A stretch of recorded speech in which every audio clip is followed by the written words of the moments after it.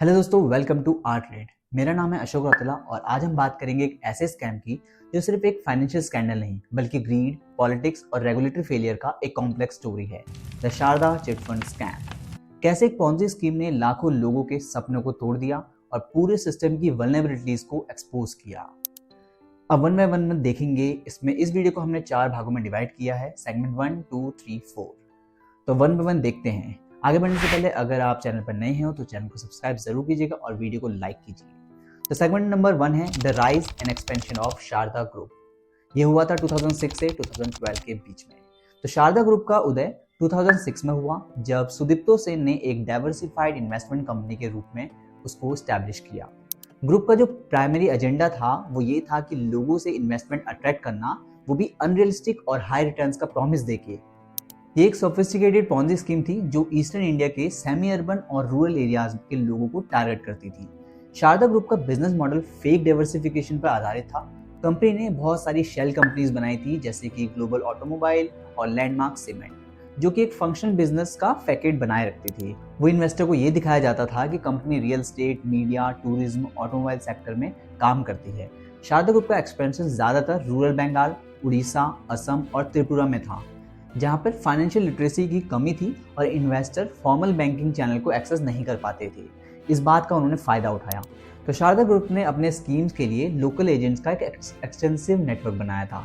इन agents को commission और gift दिए जाते थे जो कि टोटल इन्वेस्टमेंट का लगभग 25 से 40% तक हो सकता था।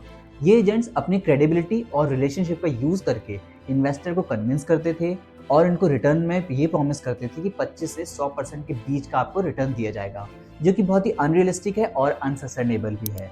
तो शारदा ने बंगाली फिल्म इंडस्ट्री और स्पोर्ट्स में भी काफी हैवीली इन्वेस्ट किया था। फुटबॉल क्लब्स के वो स्पॉन्सरशिप और दुर्गा पूजा के सेलिब्रेशन के लिए वो फाइनेंशियल सपोर्ट दिया करते थे, जिससे लोगों के दिलों में उनके जो मन में जो इमेज है वो एक अच्छी इमेज बन सके। उन्होंने बहुत सारे सेलिब्रिटी जैसे कि मिथुन चक्रवर्ती और शताब्दी रॉय जैसे सेलिब्रिटीज को ब्रांड एम्बेसडर बनाया, जो कि कंपनी के ट्रस्टवर्दी होने का एक इंप्रेशन क्रिएट करता था। इसके साथ साथ उन्होंने एक टीएमसी एमपी कुणाल घोष को ग्रुप का मीडिया आर्म चलाने के लिए अपॉइंट किया था।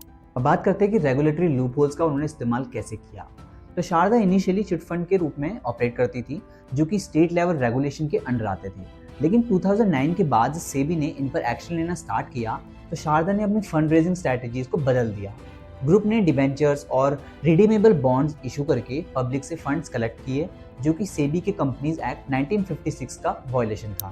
जब सेबी ने इंक्वायरी शुरू की तब शारदा ने 200 से ज्यादा शेल कंपनीज बनाई जो फंड्स को लॉन्डर करते थे और रेगुलेटरी स्क्रूटनी को डॉज करते रहते थे। तो रूरल और सेमी अर्बन एरियाज के इन्वेस्टर, जो कि फॉर्मल फाइनेंशियल इंस्टीट्यूशन से काफी दूर हो चुके थे, तो इन पॉन्जी स्कीम का प्राइमरी टारगेट वही बने थे। उनका फाइनेंशियल इलिटरेसी और ग्रीड उन्हें ये सोचने पर मजबूर करता था कि उनका पैसा बहुत ही जल्दी ग्रो करेगा। सेबी और स्टेट गवर्नमेंट का स्लो रिएक्शन इस स्कैम के एक्सपेंशन के लिए इनडायरेक्टली रिस्पॉन्सिबल था। 2012 तक शारदा ग्रुप के ऑपरेशन में स्पीड आ चुकी थी और ये पॉन्जी स्कीम अपने पीक पर पहुंच चुका था और जो कैश इनफ्लो था वो इतना हाई था कि स्कैम चल रहा था। लेकिन ये सब एक मासिव कोलैप्स की तरफ बढ़ रहा था।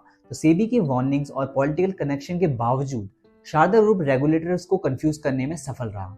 लेकिन पॉन्जी स्कीम का एक स्ट्रक्चर जो होता है वो बेसिकली सस्टेनेबल नहीं होता और अगले फेज में ये कोलैप्स होने के कगार पे था। अब बात करते हैं सेगमेंट नंबर 2 की, जो कि है the collapse of Saradha group 2013 में।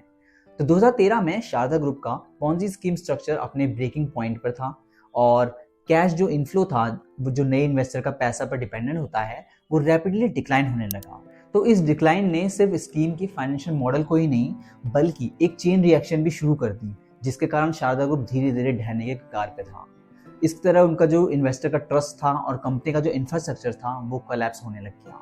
तो जो पॉन्जी स्कीम होती है उनका बेसिक स्ट्रक्चर यही होता है कि जो नए इन्वेस्टर से कंटिन्यूसली कैश फ्लो आना चाहिए ताकि वो पुराने इन्वेस्टर को उसका इंटरेस्ट दे पाए। तो लेकिन जनवरी 2013 के आसपास शारदा के लिए ये मॉडल फेल होने लगा। इन्वेस्टर को अपना प्रॉमिस रिटर्न नहीं मिल रहा था, इसलिए वो उन्हें प्रेशराइज करने लगे, जबकि जो नए इन्वेस्टमेंट आने थे वो कम हो गए थे।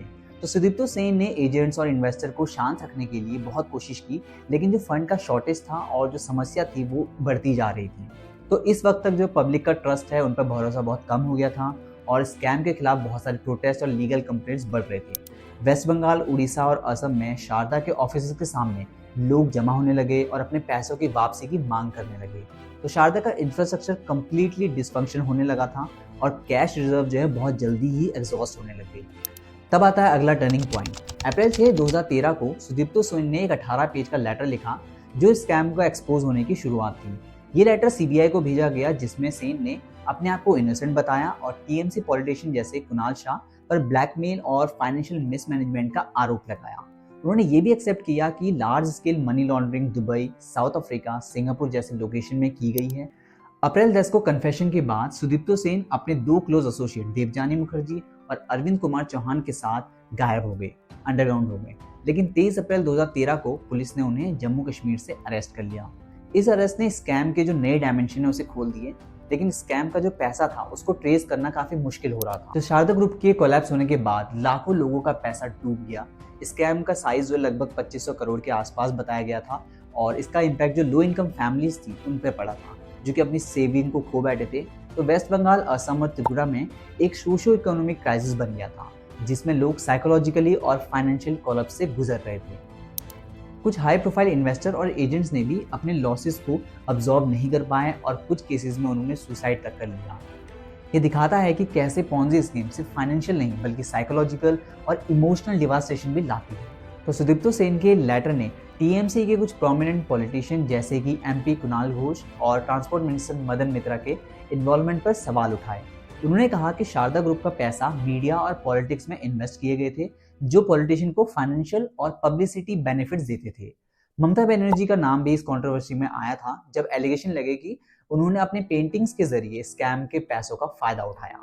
अब बात करते हैं segment number 3, investigation and legal proceeding, जो कि 2013 और 2014 में हुई थी। तो शारदा चिट फंड स्कैम का कोलैप्स के बाद एक वाइड स्प्रेड और हाई प्रोफाइल इन्वेस्टिगेशन की शुरुआत हुई। स्कैम का मैग्नीट्यूड इतना बड़ा था कि इसने पॉलिटिकल, लीगल और एडमिनिस्ट्रेटिव सिस्टम को हिला दिया था। जो सेंट्रल एजेंसीज हैं जैसे कि सीबीआई, ईडी को स्कैम के कॉम्प्लेक्सिटीज को समझने और अकाउंटेबल इंडिविजुअल्स को प्रोसिक्यूट करने का काम दे दिया गया था।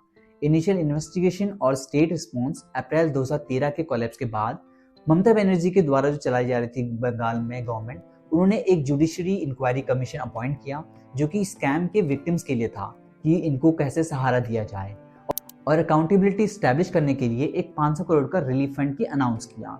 ये स्पेशली उन लोगों के लिए था जो कि लो इनकम डिपॉजिटर थे, जिनमें बहुत कम पैसा था और जिनकी आर्थिक स्थिति अच्छी नहीं थी, उनके लिए था। तो रिलीफ फंड काफी लोगों के लिए एक पॉजिटिव स्टेप तो था, लेकिन इसका क्रिटिसिज्म भी इसलिए हुआ क्योंकि ये टैक्स पेयर का पैसा ही मिसयूज कर रहे थे।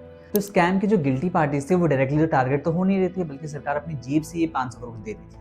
तो वेस्ट बंगाल गवर्नमेंट ने एक स्पेशल इन्वेस्टिगेशन टीम जिसे एसआईटी भी बनाया, जिसमें Kolkata police commissioner Rajeev Kumar lead कर रहे थे और एसआईटी ने स्कैम के डॉक्यूमेंट्स और सुदीप्तो सेन के कन्फेशन को प्रोसेस करना शुरू किया। लेकिन इन्वेस्टिगेशन में इरेगुलरिटीज और डिलेज के कारण स्टेट लेवल एफर्ट्स पर बहुत क्रिटिसिज्म हुआ। तो मई 2014 में सुप्रीम कोर्ट ने शारदा स्कैम और उसके जैसे दूसरे पॉन्जी स्कैम्स के मल्टी स्टेट इम्पैक्ट को रिकॉग्नाइज करते हुए केस को सीबीआई के अंडर ट्रांसफर कर दिया। सुप्रीम कोर्ट का जजमेंट हाईलाइट करता है कि स्कैम का स्केल स्टेट लेवल इन्वेस्टिगेशन के लिए इनएडिक्वेट था और एक सेंट्रल एजेंसी की जरूरत थी जो इम्पार्शियल और थोरो इंक्वायरी कर सके। तो सीबीआई ने स्कैम के की फिगर्स पर केसेस फाइल किए, जिसमें सुदीप्तो सेन, देवजानी मुखर्जी और टीएमसी लीडर जैसे कि कुणाल घोष और मदन मित्रा इंक्लूड थे। इन्वेस्टिगेशन से क्लियर हुआ कि स्कैम के फंड्स को मनी लॉन्ड्रिंग के जरिए दुबई, साउथ अफ्रीका और सिंगापुर जैसे फॉरेन लोकेशन में ट्रांसफर कर दिए गए थे। तो ईडी ने भी स्कैम के फाइनेंशियल ट्रेल को ट्रैक करने की कोशिश की। तो सुदीप्तो सेन और देवजानी मुखर्जी पर मल्टीपल चार्जेस फाइल किए गए, जिसमें चीटिंग था, ब्रीच ऑफ मनी था और मनी लॉन्ड्रिंग था। सेन को 2013 से जुडिशियल कस्टडी में रखा गया है और उनके अगेंस्ट 98 से ज्यादा केसेस पेंडिंग हैं। सीबीआई और ईडी अब तक स्कैम के एग्जैक्ट फंड को ट्रेस करने में सफल नहीं हुए हैं, जो मेजरली इंटरनेशनल अकाउंट्स में लॉन्डर किए गए थे। तो सीबीआई ने स्कैम के कोर कॉन्स्पिरेटर के अलावा पॉलिटिकल बेनिफिशियरीज को प्रोसिक्यूट करने का भी काम किया है। तो नलिनी चिदम्बरम, जो कि former finance minister P Chidambaram की वाइफ हैं, उन पे भी 1.4 करोड़ की ब्राइब एक्सेप्ट करने के एलिगेशन लगे थे। अब बात करते हैं सेगमेंट 4, स्कैम का इम्पैक्ट और आप उससे क्या सीख सकते हैं। तो शारदा स्कैम ने लोगों के फाइनेंशियल और पॉलिटिकल सिस्टम पे बहुत इम्पैक्ट किया है। फाइनेंशियल लॉसेस में ये है कि लाखों इन्वेस्टर जो कि प्राइमरली स्मॉल सेवर्स थे, उन्होंने अपने लाइफ की सेविंग खो दी। और इसके बाद सेबी और गवर्नमेंट ने स्ट्रिक्ट रूल्स इम्प्लीमेंट किए हैं कि लेकिन जो लोकल चिट फंड्स हैं उनके लूप होल्स अभी भी खत्म नहीं हुए हैं। तो दोस्तों ये स्कैम एक लेसन है कि कैसे फाइनेंशियल लिटरेसी और स्ट्रॉन्ग रेगुलेशन स्कैम प्रूफिंग के लिए बहुत जरूरी है। अगर आप फाइनेंशियल लिटरेट होंगे तो आप ऐसे पॉन्जी स्कीम में नहीं फंसेंगे। तो लोगों को फॉर्मल बैंकिंग और इन्वेस्टमेंट चैनल को इंपॉर्टेंस को समझना होगा ताकि जो ऐसे स्कीम है, ऐसे पॉन्जी स्कीम है, इनसे वो बच सकें। तो दोस्तों एक अब कंक्लूजन बता देता हूँ, वो ये है कि जो शारदा स्कैम है या फिर जो भी ऐसे पॉन्जी स्कीम होती है उनका मेन कारण ये होता है कि लोग जो हैं वो फाइनेंशियली लिटरेट नहीं होते, यानी कि उनको फाइनेंस की समझ नहीं होती। इसलिए स्पेशली ये उन लोगों को टारगेट करते हैं जिन एरियाज में फाइनेंशियल लिटरेसी कम होती है, और ये उन्हीं को ज़्यादा लालच देते हैं, ज़्यादा इंटरेस्ट का वादा करते हैं, इस तरह ये जाल बिछा देते हैं। हेलो दोस्तों, वेलकम टू आर्टेड। आज के इस वीडियो में हम बात करने वाले एक बड़े फाइनेंशियल फ्रॉड